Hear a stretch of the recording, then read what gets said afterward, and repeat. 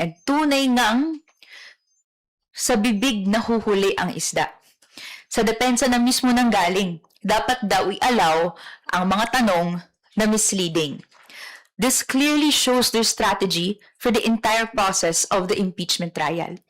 At gusto rin natin pong magpakita ng video kung saan makikita rin natin yung same strategy na to nanggaling din sa bibig ni VP Sara. Kung maaari pong i-play yung video. Play the video, please. Napaka-klaro naman yung bending the law dyan sa impeachment na yan, simula pa sa House of Representatives hanggang sa pagkakaroon ng 2 tao na nakaupo doon sa, ano man tawag dyan, stage or rostrum or elevated platform. Hindi na kailangan guluhin ang impeachment dahil magulo na siya sa bending the law. Are you happy with the performance of the defense? Of course, yes. Oo.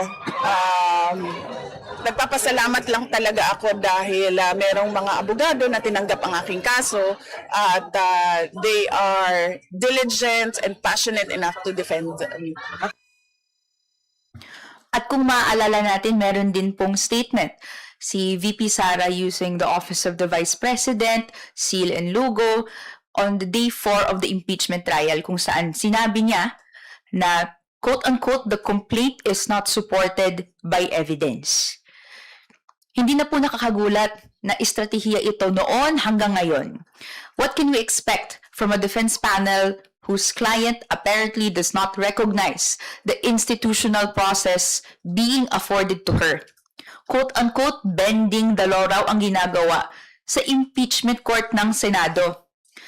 Bakit hindi siya humarap at sa paglilitis mismo maghabol ng mga saloobin niya? Ultimately, kung may dapat sitahin ang impeachment court, si VP Sara iyon. Siya mismo ang bumabaluktot ng batas, lalo na sa kanyang questionabling paggasta ng confidential and intelligence funds na hanggang ngayon wala pa rin pong sagot sa taong bayan. Sa atin po, klaro po ang gusto nating uphold. One court, one standard. Kung bawal bastusin ang impeachment court, dapat bawal para sa lahat. Thank you very much.